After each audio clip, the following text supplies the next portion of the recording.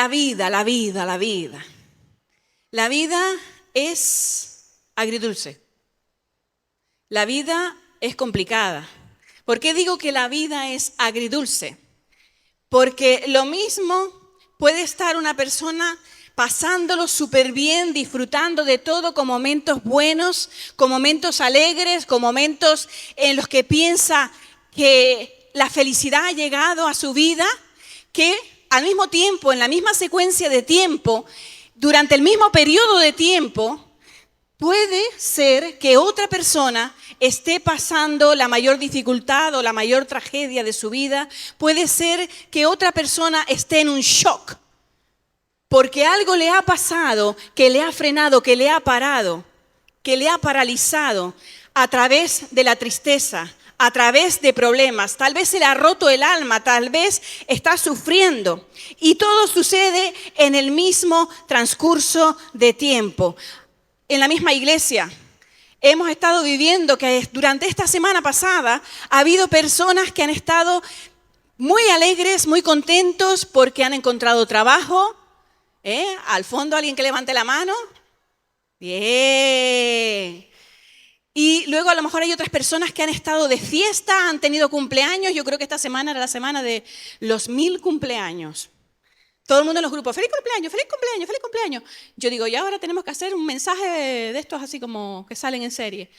Porque era una semana de mucha alegría. Y ayer también hubo una fiesta de 15. O sea, ha sido como muchas cosas alegres, pero al mismo tiempo, durante esta semana también ha habido un periodo de tristeza.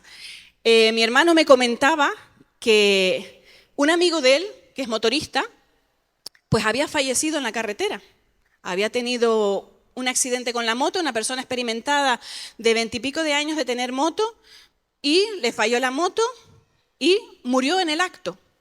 Eso es una tragedia, una tristeza. También dentro de la iglesia hemos tenido pues un hermano en Cristo que ha fallecido y todos lo hemos sentido en el corazón. Por lo tanto, es como una cosa como media agridulce. Yo misma les puedo decir que en esta semana pasada, a partir del domingo, he tenido un tiempo fatal. Se me subió la tensión por las nubes y no solamente se me subió la tensión, sino que tenía también físicamente, pues me dolía la cabeza, físicamente estaba vomitando, físicamente tenía una serie de factores físicos que me estaban afectando también. Para mí no fue mi mejor semana. Para mí, una hermana que me preguntaba o me comentaba en el funeral que tuvimos esta semana, me decía, ay, que no sabía que estabas enferma, porque claro, me veía tan ojerosa, con ojeras. Y la tensión, las cosas vienen de golpe, las situaciones a veces llegan de golpe, los problemas a veces llegan de golpe, pero les puedo decir, hermanos y hermanas que estamos aquí hoy, aunque los problemas lleguen de golpe, les puedo decir que cuando estaba con la tensión alta, di gracias a Dios por esta iglesia. Di gracias al Señor por este lugar. Porque las personas de este lugar, las personas de esta iglesia, fueron las que me ayudaron a salir adelante en medio de la turbulencia que estaba sufriendo y estaba pasando. Hubo una persona que se levantó y que me vino a buscar a casa para llevarme a urgencias y tuvo que arrastrar por otras más que tenía en su casa también. Y en grupo, ahí me llevaron. Y les puedo testificar, hermanos, que Dios es grande y que Dios es poderoso. Dios es grande, Dios es poderoso. Y en esta iglesia hay poder de Dios. Mientras estaba en el hospital, tengo el brazo todo magullado, porque ya no sabían qué hacer. Me hicieron pasar por diferentes aparatos, tomándome la tensión, y les parecía imposible que después de haberme dado la medicación de forma repetitiva en el periodo de tiempo que corresponde para que se te baje la tensión, haberme inyectado medicinas y aún así no bajaba y les parecía que eso no podía ser. Así que me tuvieron en una especie de transhumancia, de quirófano en quirófano con los aparatos específicos probándome, y al final concluyeron y dijeron, bueno, eso es que están los aparatos mal. Usted cuando llegue a su casa se toma la tensión y ya verá que allí va a estar bien. Y cuando la hermana que me acompañaba desde su casa me dice, tómate la atención para que me digas si de verdad te ha bajado. Hermanos, a mí no me había bajado nada. Estaba igualita. Cuando comencé a mejorar, cuando comencé a sentir físicamente mejoría, fue cuando esta iglesia se levantó en oración. Cuando comenzó esa tensión a bajar, fue cuando esta iglesia, en este lugar, comenzaron a orar. Unos en su casa, otros en el trayecto, no sé dónde estaría cada uno. Pero la oración unida tiene poder. Hermanos, la oración de esta iglesia tiene poder. El Señor contesta las oraciones. El Señor contesta a través de las personas que están aquí. Y lo puedo testificar con mi propia vida. Es verdad que la medicación se me puso, pero la parte más difícil la hizo la oración. La parte más complicada, además de que el que entiende lo espiritual puede entender que hay factores de opresión. Todos los factores de opresión fueron menguando hasta que desaparecieron. Así que le quiero dar las gracias al Señor y me gustaría que le diéramos un aplauso al Señor. El Señor es bueno, el Señor te usa, el Señor usa esta iglesia, el Señor usa a las personas que están aquí. Tienen un corazón de servicio, tienen un corazón de amor al Señor y no solamente un corazón teórico, sino llevan las cosas a la práctica. Y vemos que en la Biblia también hay evidencias que afirman lo que te acabo de decir. Vamos a irnos a la palabra del Señor. Y nos vamos a ir a Hechos 12:5. Y dice lo siguiente: así que Pedro estaba custodiado en la cárcel, pero la iglesia hacía sin cesar oración a Dios por él. Pedro estaba custodiado en la cárcel. Pedro estaba en la cárcel. Le esperaba lo peor. Pero la iglesia, y cuando digo la iglesia me refiero a las personas, hacían sin cesar oración por él. Estaban reunidos en una casa, estaban orando en esa casa, estaban pidiendo a Dios en esa casa por Pedro. ¿Y cuál es lo asombroso y lo maravilloso del Señor? Pedro misteriosamente y sobrenaturalmente salió de la cárcel. Ah, bueno, pero cualquiera puede salir de la cárcel. En un permiso domiciliario se puede salir de la cárcel. Pero es que el permiso domiciliario no se dio. Lo que se dio fue que mientras los hermanos oraban, Dios estaba escuchando. Mientras los hermanos estaban insistentemente, y algunos de ellos a lo mejor ni tenían fe para ver la respuesta, pero oraban y oraban y oraban por Pedro. Y lo que hizo el Señor, y todos lo conocemos en la Biblia, pero te lo recuerdo, es que los grilletes se rompieron y las puertas comenzaron a abrirse. Y Pedro pensaba que estaba en una visión, en un sueño, así que comenzó a avanzar porque pensaba que estaba en una visión y no pensaba que no era real. Pero lo que especifica la Biblia y lo que nos deja claro la Biblia es que cuando se encontró en la calle, ¡pum! Es que es increíble, es que nuestro Señor es increíble.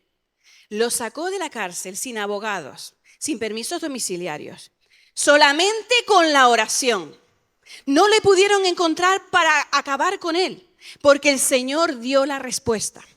La oración unida tiene poder. ¿Cuántos lo creen?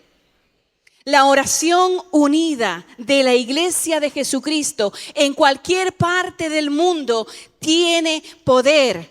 Y lo asombroso fue que cuando él llegó a la casa donde estaban orando,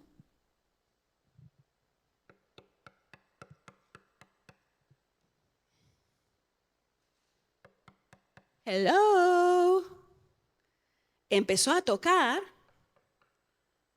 y una niña se acerca Y cuando lo vio, se asustó. Lo dejó tirado en la calle, como hacemos nosotros. Es una broma. Entró dentro y comenzó a decir, ahí fuera está Pedro, está Pedro, está Pedro. Y decían, calla niña, en versión popular, en mi propia versión, calla niña. ¿Será su fantasma? ¡Ay, qué miedo! Estaban orando y Dios dio la respuesta, aún y a pesar de que realmente no creían que iba a haber una respuesta. Dios responde la oración. El Señor responde tu oración. ¿Qué estás esperando del Señor? ¿Qué estás esperando en paciencia que el Señor te conteste? Ya ellos pensaban que nada iba a suceder porque pensaban de forma natural, no en una forma espiritual. No estaban pensando que Dios es el Dios de lo imposible. Simplemente pensaban, esta persona está en la cárcel, mañana se acabó. Pero Dios es el Dios de lo sobrenatural. ¿Qué estás esperando? ¿Qué esperas del Señor? No dejes de orar. No dejes de orar, iglesia. No dejes de orar. Y la oración unida tiene poder. La oración unida es contestada por el Señor. Tenemos otro ejemplo más que lo mencioné hace unas semanas. Cornelio. Era un romano. Este hombre Cornelio, que era un romano, él simplemente oraba al Dios invisible, no seguía el patrón de los romanos, que saben que ellos oraban a pues determinadas, que sea Venus, que sea, bueno, tenían sus propios dioses. Y eran politeístas, creían en muchísimos dioses, no en uno solo. Y que fuera invisible, eso menos todavía. Todos tenían que estar hechos por la mano de alguien. Y este hombre, siendo romano, lo que hacía era que oraba a Dios. Oraba a Dios y hacía obras. No solamente se quedaba en la oración, sino que también hacía obras dando con misericordia a personas que lo necesitaban de su economía. Y eso no se lo decía a nadie, lo hacía a él. Oraba a Dios y daba de su economía a quien lo necesitara. ¿Y cuál es el asombro que todos nosotros tenemos que tener? ¿Cuál es el asombro que tú tienes que tener? Que no lo tienes que tomar como algo, bueno, sí, aquí lo leemos en 3 segundos. No. Aquí hay algo grande. Aquí hay algo que te enseña, aquí hay algo que te va a levantar, aquí hay algo que te va a ayudar en este texto. Y lo que hay aquí, vamos a irnos a Hechos 10, del 1 al 2, y dice, había en Cesarea un hombre llamado Cornelio, centurión de la compañía llamada La Italiana, piadoso y temeroso de Dios con toda su casa, y que hacía muchas limosnas al pueblo, y oraba a Dios siempre. ¿Cómo puede ser? ¿Cómo puede ser? Este hombre era un romano. Sin embargo, Dios llegó hasta él. Este hombre no solamente oraba a él, sino junto con toda su familia. Buscaban a Dios con toda su familia. No importa la religión, no importa que pensemos que es imposible para este que se entrega al Señor, es imposible para aquel que se entrega al Señor.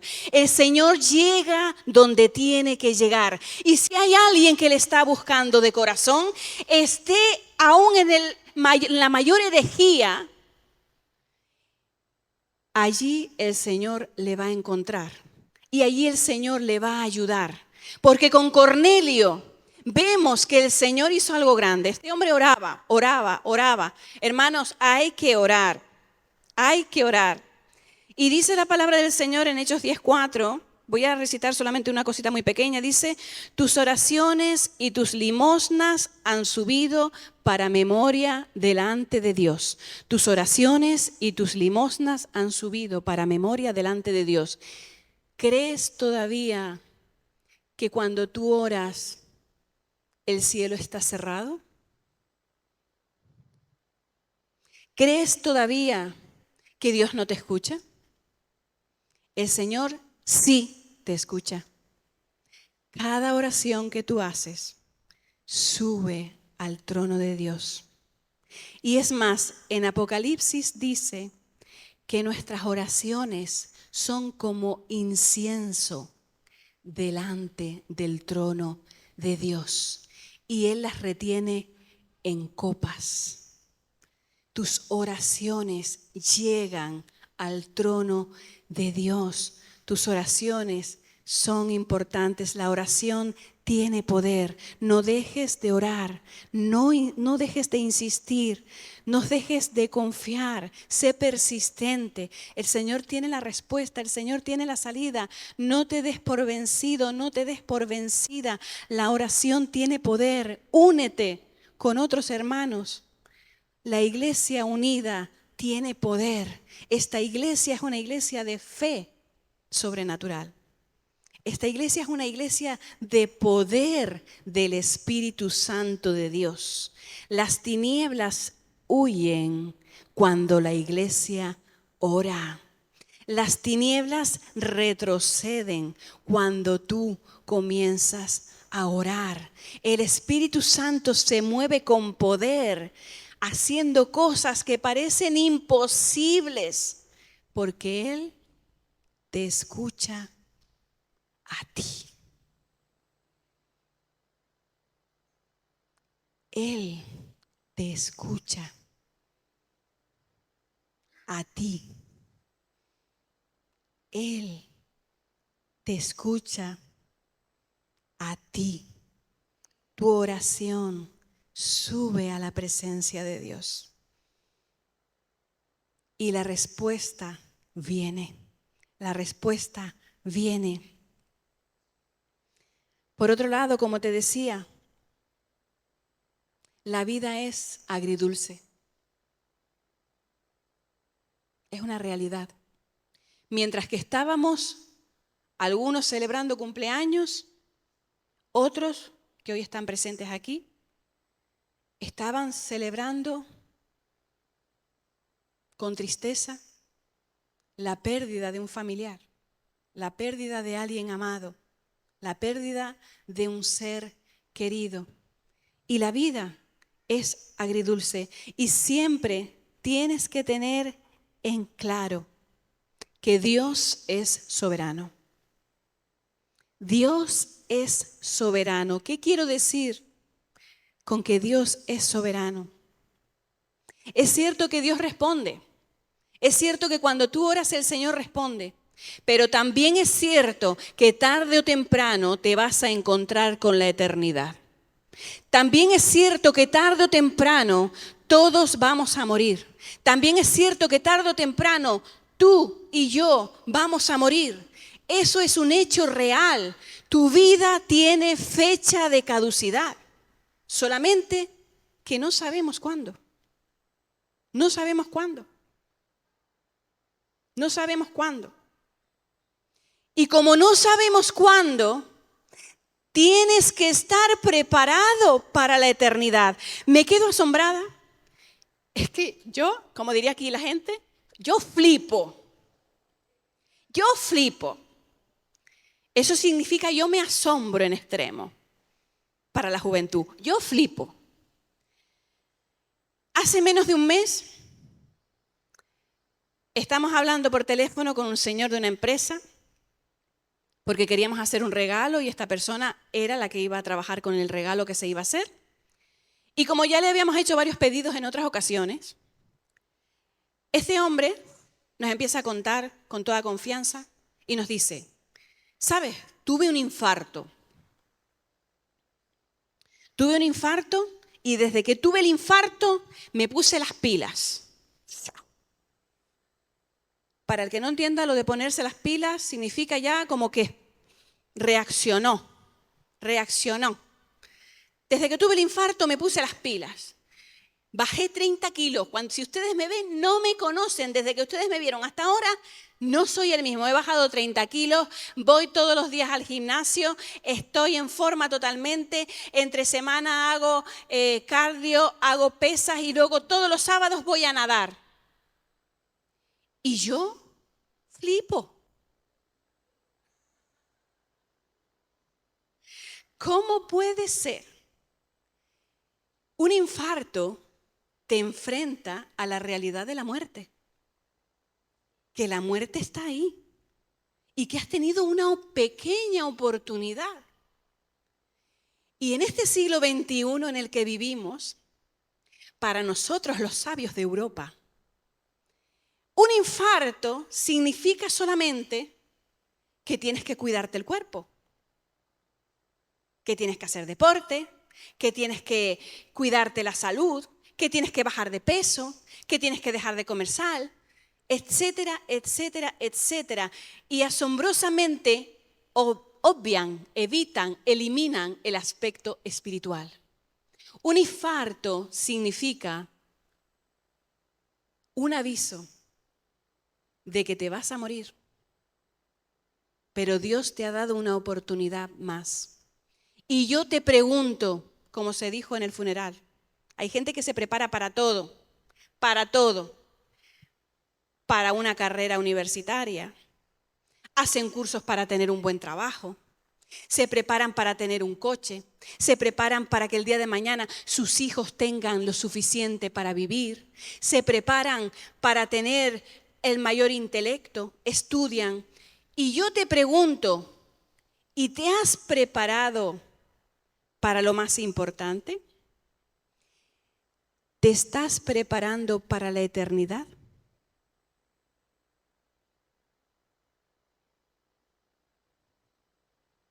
¿De qué te vale tanta gimnasia que es buena? ¿De qué te vale cuidar tu cuerpo, que es algo bueno? ¿De qué te vale bajar 30 kilos? ¿De qué te vale si cuando mueras te vas a ir al infierno?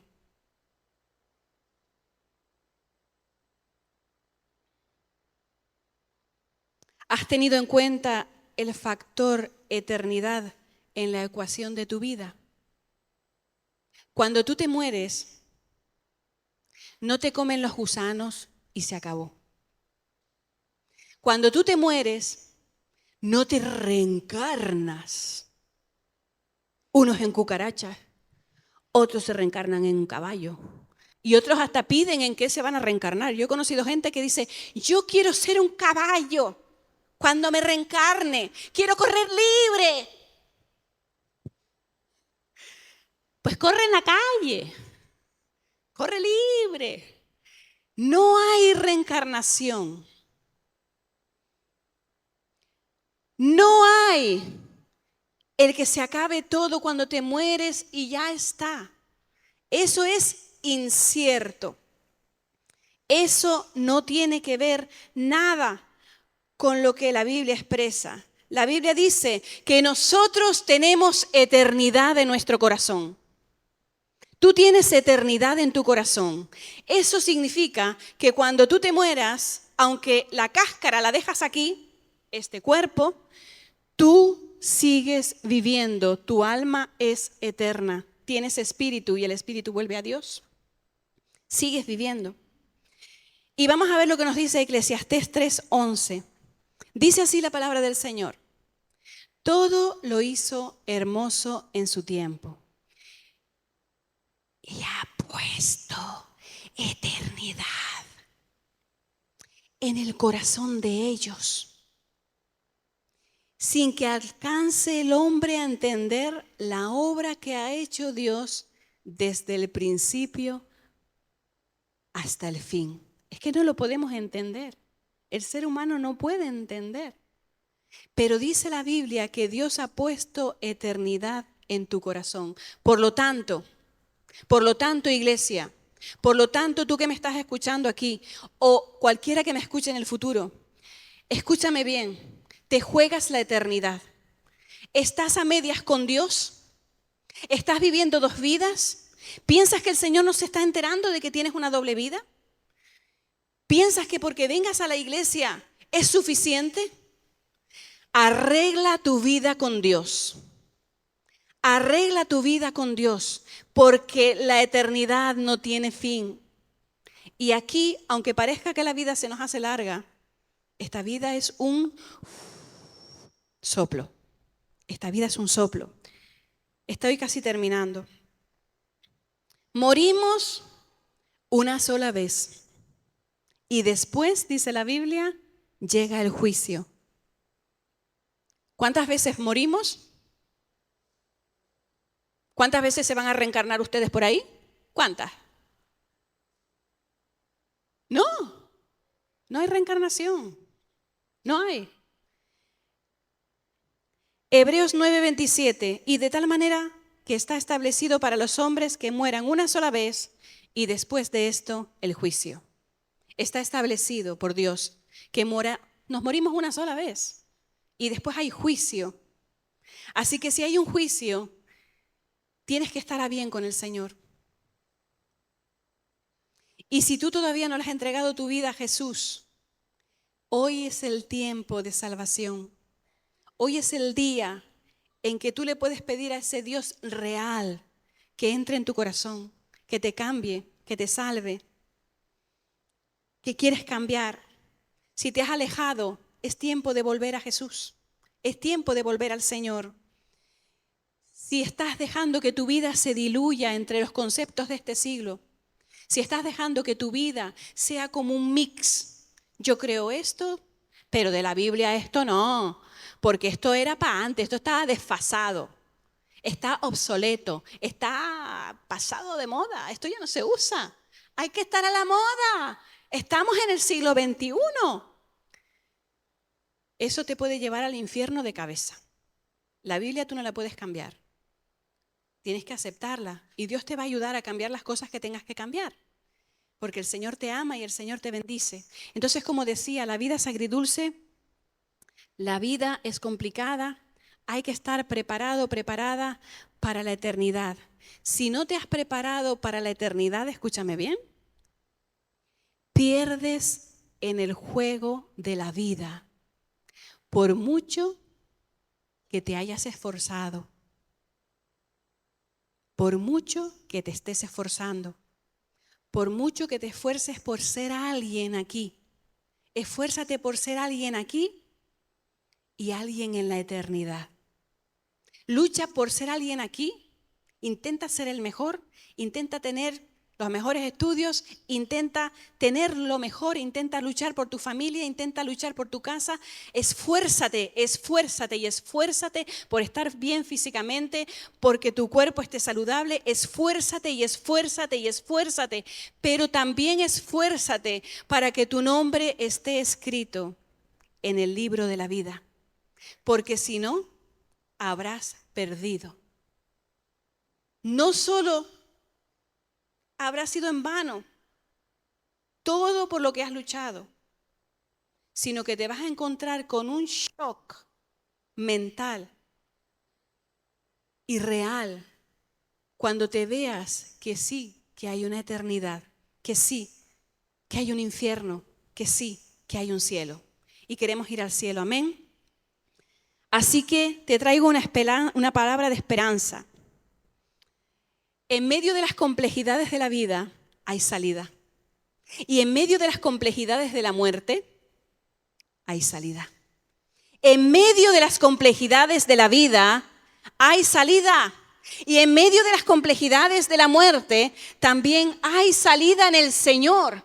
Fíjate bien que Cornelio, que era un romano y que simplemente estaba orando, Dios le da como un discernimiento tremendo.